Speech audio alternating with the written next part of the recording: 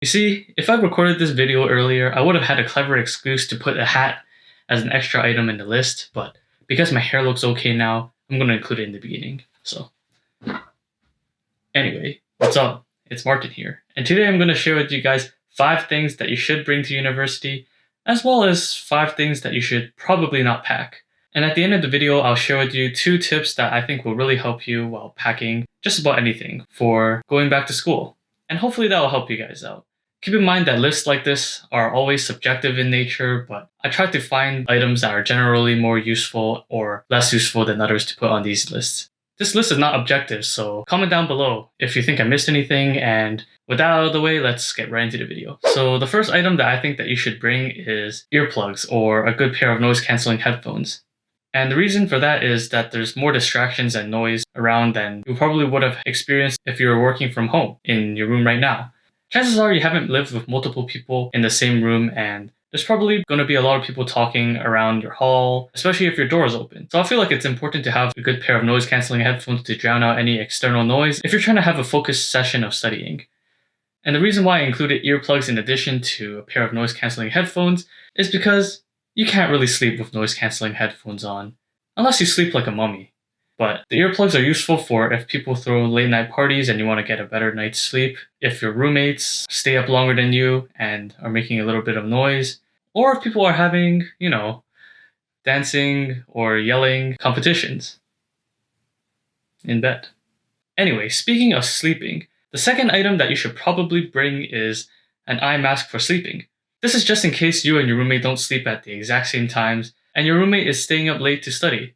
If you're like me, I have trouble sleeping when people leave the lights on and are studying, and I find that I get a better night's sleep if it's completely pitch dark in a room.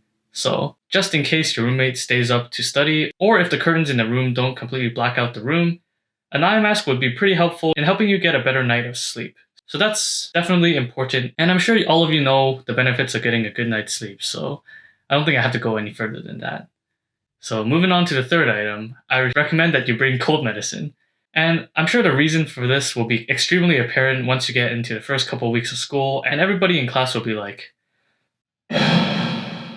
you'll hear one of those every, 5-10 seconds. So bring some cold medicine just in case. And even if you're not the one that's sick, you can probably help someone else a whole lot if you bring it anyway.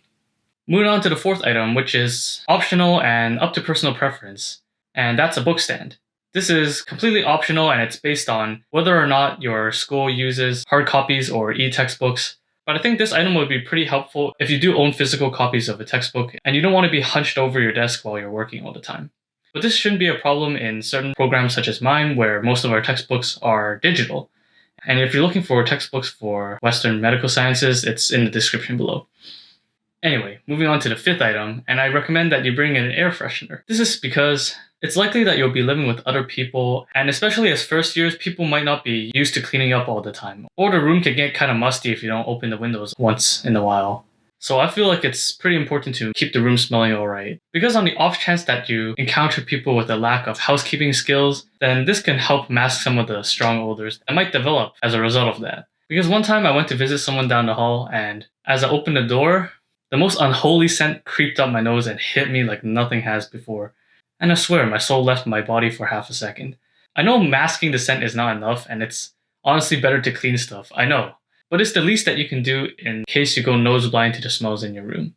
And speaking of air fresheners, if you're a candle person, don't bring your scented candles. I'm sure your university will tell you that in their packing list, because obviously it's a fire hazard. And you don't want to be the one person that sets off the fire alarm at 3 in the morning. Because that actually happens. Happened to me in September, and let me tell you, it's not a fun time. Speaking of items that you shouldn't bring, let's move on to that list. So here are the items that you shouldn't pack to university. And the first item, there's a caveat. And it's honestly a good thing if you procrastinate on packing your things, just for this one instance. So the first item that you shouldn't bring is a shower tote. Let me back that up by saying that you should determine whether or not your house has a communal washroom or not before you get one of these. Because I went to pack early and I ended up buying one, but I got placed in Ontario Hall, so I didn't end up needing to use one at all. Because the washroom is private, so I kind of wasted a little bit of money there. But you can ignore this item if you know that you have a communal washroom in your building. So the second item that you shouldn't bring is a printer.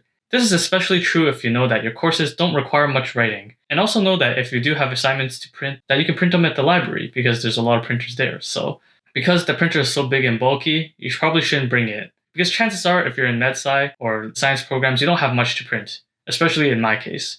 The only thing I needed to print was a Greyhound ticket to go home. So save yourself some packing and don't bring a printer. The third item that you shouldn't bring is a mattress topper. And let me explain.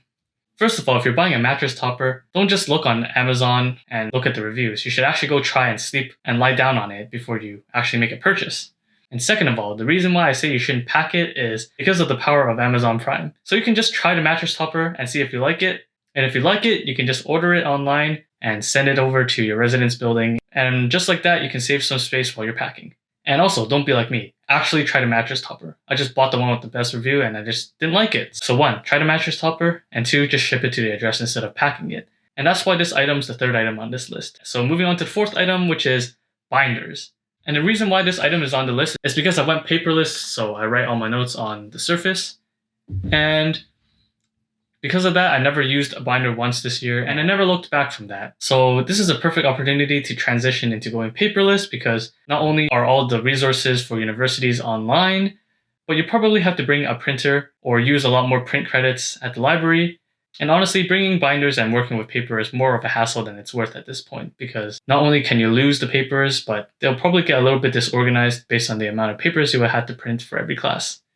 So moving on to the next point, which brings us to the fifth item on this list, which is a mini fridge. And the reason why I put this on the list is because you can communicate with your roommates to decide if you guys are going to want or need one in your room, and also who's going to bring the fridge to the room. Because you don't want to end up in a situation where more than one person brings a fridge, and then you have just too much space and nothing much to put in the fridge, especially if you're relying on meal plan for most of your food. And another reason why you shouldn't bring a fridge is just in case you're not one of those people who checks the fridge all the time. For me, it was okay to bring a fridge because I just check the fridge all the time to see what there is to eat. But if you're not like that and you just check the fridge once like a month, then your food's probably going to go bad. And that's one of the reasons why the room down the hall smelled pretty bad. Because the people down the hall were, for lack of a better word, abusing the fridge. So if you're someone who would use the fridge regularly, bring it. But if you're someone who doesn't and won't think you'll need it, then just don't bring it.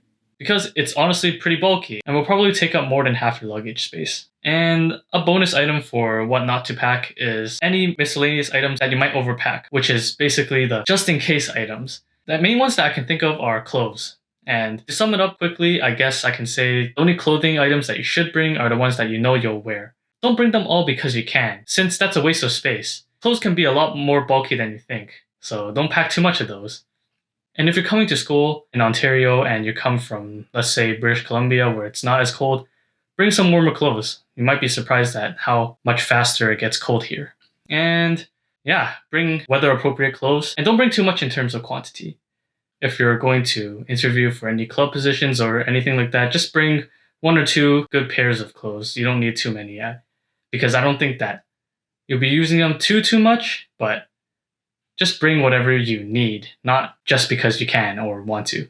And yeah, another item that you can probably scrap because it's a just-in-case item is high school notes, because I brought those and I didn't look at them once. So that's just 2 examples. I'm sure there's a lot more. By case-by-case basis, you can evaluate that yourself. So here are some bonus, I guess you can call tips, of how or what to think when you're packing for university. And the first one is a point that I've just brought up, which is basically don't overpack too many just-in-case items, because chances are you'll probably overpack by doing that. And if it's really an emergency and you say, damn it, why didn't I bring that just-in-case item, like something like batteries or something like that, honestly, you can just buy those new. So you can save yourself some headache and packing by only packing exactly what you need. It'll make packing and unpacking when you go to and leave school so much easier. And the second thing is that there are so many one-of items like water filterers, boilers, or even mini fridges like I mentioned before. So if you're rooming with people, make sure to communicate with them so you don't bring 4 water filters or like 3 mini fridges. So that'll save you a lot of hassle when you're traveling to and from school with all your luggage. So before I end off the video, I'm going to mention 3 honorable mentions that should be on the pack list. Because I don't know, I'm probably not going to make another video like this unless I just have that much more to cover. But for me, I brought another desk light. And that's because the one I have here can adjust to warmer colors. Wow, I'm really yellow. But that's a preference that I have when I'm working at night. So the one that's on the desk at Ontario Hall was all white light like this, and it was not really comfortable to work under those conditions at night. And I just find that if I switch it to a warmer color, it makes it easier for me to sleep. So that's a personal preference for me. And the second item is a power bar, which I think will be really important if your room only has like one outlet next to the desk and you need to plug in more things. And the third item is just an umbrella, because why not? It might rain and you don't want to be brute forcing your way through the rain, especially if you miss a bus. So yeah, that's about it for me. I think that's all I had to say. Oh yeah, comment down below if you think I missed anything. Yeah, that's about it for this video. Smash that like button and hit subscribe with post notifications on for more content like this. And yeah, that's it. See ya.